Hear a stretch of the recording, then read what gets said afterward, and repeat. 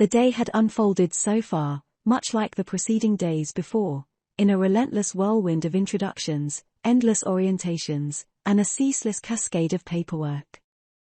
It felt as if the universe itself conspired to keep him perpetually occupied, demanding his unwavering attention at every turn.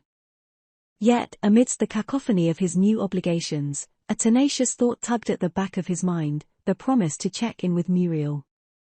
The thought of that promise reverberated through his conscience, nurturing a sense of urgency in its persistence. With a deep breath, Aziraphale realized that there would be no respite without assertive action to make the time his own. He placed his daily tasks and reports aside like the anchors they had become and refocused his attention to his commitment to check in with Muriel. Feeling like an earthly teenager arranging an illicit rendezvous to an underage party, Aziraphale began to craft his excuses. Navigating the cosmic bureaucracy with practiced finesse, he discreetly slipped away from the ceaseless commotion of the heavens, a tinge of trepidation accompanying each footfall. Stepping into the familiar embrace of his beloved bookshop, Aziraphale couldn't help but feel a profound sense of relief. The scent of ancient volumes welcomed him like an old friend, offering respite from the cosmic frenzy he had retreated from. A warm and radiant smile enveloped Aziraphale as Muriel greeted him with effusive enthusiasm. "Hello, it's so wonderful to see you. How are you doing?" "Quite well, my dear Muriel," replied Aziraphale, his eyes crinkling with affection. "And how are you adjusting?" Muriel's enthusiasm bubbled over as she responded, "I'm doing very well, thank you." With sparkling eyes and a near bounce of eagerness, she implored, "I can't tell you how grateful I am to be here, it's fantastic." Aziraphale glanced around the familiar shelves with a hint of worry. "You haven't been selling any of the books, have you?" Muriel's demeanor shifted to one of earnestness as she raised her hands in a placating gesture. "No, I have not sold any books, just as you said." She brightened again as she added, "I have been reading some though." Aziraphale beamed at her. "Very good, Muriel, very good." His expression turned thoughtful as he ran his fingers over the well-worn spines of the books. "Has anyone paid a visit by any chance? Perhaps Crowley?" he inquired awkwardly whilst remaining focused on the tomes. Muriel shook her head. "No, I haven't seen Mr. Crowley, and no one else has popped by or visited yet either." Refocusing on Muriel, Aziraphale replied earnestly, "Oh, splendid." Yet beneath the facade of diplomatic affirmation, a flicker of disappointment played across his celestial countenance. Curiosity gleamed in Muriel's eyes as she leaned forward, her voice quivering with near awe. "So, how's everything going upstairs?" "Jolly good, I suppose," Aziraphale replied with an air of uncertainty. "Well, it is. I suppose, it is going," he stammered, his words cascading down like a crumbling castle wall, revealing the vulnerable honesty they concealed. "Well, I've been tasked with assisting in the second coming," he confessed, his voice trailing off with an ominous undertone that cast a shadow over their conversation.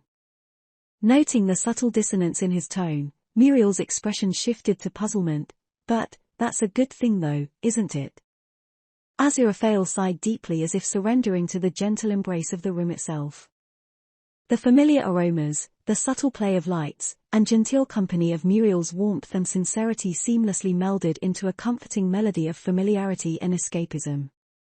Each ambient note allowing his mind to flow freely into the shadowed corners, where he had confined his concerns.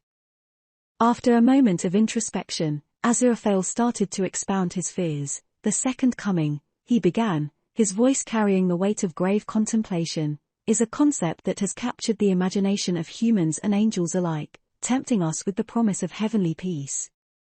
He hesitated as if settling into his own thoughts. "Peace, my dear Muriel," he continued, his tone laced with melancholy, "sounds idyllic, but we must acknowledge that the cost might seem exceedingly high for some. We must confront the harsh reality that the path to peace would be fraught with much trial and suffering."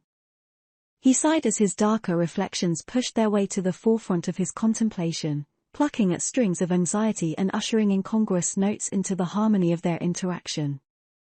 Violent astronomical upheavals will convulse the globe, casting humanity into a maelstrom of chaos. The loss of all the earthly treasures humanity has crafted, the very symbols of their ingenuity and creativity, shall become inevitable casualties. Solar storms will cast darkness across the lands, droughts will wither the fields, leading to famine that will torment the souls of the innocent. Death shall sweep across the world like a relentless tide, pushing humanity to the brink of extinction. Least of all, we cannot ignore the horrors they will face as demons walk the earth whilst heaven and hell engage in battle. The very fabric of their existence will unravel as our celestial acquaintances attempt to abolish the demonic realm. We will effectively be bringing hell into the terrestrial plane, to innocent souls who, his voice trailed off as he observed the devastating shock overtaking Muriel's face. Suddenly realizing his words had flowed forth in overwhelming torrents, like a dam breached after days of tension. He concluded apologetically with a palpable sense of remorse. One might argue that the cost is far too great to bear. Feeling uncharacteristically selfish at his impulse to unburden the thoughts he had so efficaciously suppressed, he confessed in a somber cadence, "I'm so sorry, my dear." The weight of his anguish resonated in his voice as he apologetically diverted his gaze. Muriel slowly sank into her chair, her eyes locked on her hands whilst the revelation of the impending second coming, and its implications rippled through her celestial intellect. After a moment, she raised her gaze pleading for a glimmer of hope as she implored. "What can we do?" Aziraphale turned, his eyes filled with a desperate plea. "Oh, I didn't mean to encumber you with this, my dear," he beseeched. "This is not your burden to bear. But if there's anything we can do." As the air around them remained charged with an uneasy stillness, she paused, searching for answers. "That's why you're here, isn't it? Why you were looking for Mr. Crowley?" Aziraphale sighed, his shoulders slumping with the weight of his confession. "Well, actually, no," he admitted as he sank into another chair.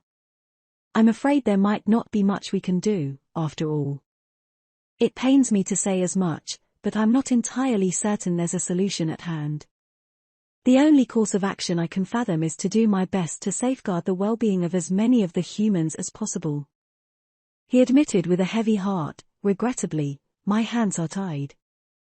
An ominous silence settled between them, for what felt like an eternity, before Aziraphale finally lifted his head from his lap, his brow furrowing in deep thought. "This time," he uttered mechanically, earning an inquisitive look from Muriel. "The Metatron," Aziraphale began, his expression thoughtful, "once articulated to me when advising on the second coming. With your assistance, I'm sure this time it will not falter. But to the best of my knowledge," he added, shaking his head gently, "there hasn't been a previous attempt at the second coming. I believe we would have had some inkling if such an event had occurred." Sinking back again in his chair, defeated by his thoughts, he added, "It's quite possible that the Metatron misspoke, or perhaps was referring to the apocalypse we averted." Muriel pondered for a moment. "Well," she began, "maybe they were talking about the training they did years ago." Aziraphale's eyes widened as he fixated on Muriel. "Training?" he inquired eagerly. "I think so. Well, I looked after the archives for thousands of years," she replied, her gaze shifting to a distant corner of the room as if trying to summon a long-forgotten memory. "I remember something in the files about that eons ago, around the early 700s or so, but I just assumed it was an idea raised or training, or something. I'm not sure." She aired wistfully. "Eons. But I haven't been shown any such documentation. One might speculate the relevancy would be highly advantageous to share at this moment." "But, are you sure?" Aziraphale probed, "There's something in the archives about a second coming?" I'm sure of it," Muriel nodded, answering with a satisfied smile. I never read the full documents, but I had access to the metadata for all files for cataloging, titles, dates, classification levels, and a brief description of the contents. But yes, I'm sure I've read those words." Aziraphale appeared skeptical. "Well, one would think that there ought to be some record regarding the second coming, had it truly taken place. However," he mused, "I can assure you, my dear, that it most certainly has not occurred." "Well, no. Muriel affirmed with confidence, definitely not. Aziraphale looked pensive, lost in his thoughts, as he muttered near imperceptibly, this time. Springing from his seat with an abruptness that mirrored the urgency of his thoughts, he began to pace nervously. After a moment's restless agitation, he paused and redirected his focus towards Muriel. As his thoughts settled into a newfound resolve, his eyes filled with a sense of determination, and he gently inquired, "Would you care to join me? Return to heaven, and endeavor to locate these documents." Muriel looked bewildered at the request but replied enthusiastically. "Of course, I know where they're stored. I would have put them there myself." Meeting Aziraphale's eager gaze, she asked, "Now?" Aziraphale's determination shone through as he nodded firmly. "Yes, let us depart for heaven at once." Aziraphale made his way to the back room where the surreptitious passage, connecting the shop to his office, had been carefully arranged days earlier. It had been devised under the guise of necessitating regular visits to provide earthly guidance for Muriel's newfound responsibilities, secured away from accidental human intrusion. Eagerly Muriel followed suit, and together they departed the bookshop for heaven, to search for the supposed files. They journeyed through the divine corridors of heaven, delving into the forgotten corners of the archives where, thankfully, few celestial beings cared to visit. As they ventured deeper into the ethereal maze of heavenly records, the air seemed to thicken around them. They could feel the weight of ages pressing upon them as they approached the ancient archives, their steps echoing desolately in these forgotten spaces. But when they arrived at the section where the records should have been stored, they found something wholly unexpected. Instead of busy files, bursting with records and meticulous accounts, they discovered empty entries, gaps in the ethereal parchment. It was as if the pages of heaven's ledger had been erased by some celestial hand.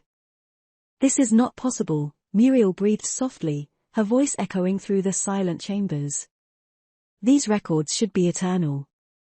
Nothing can erase them."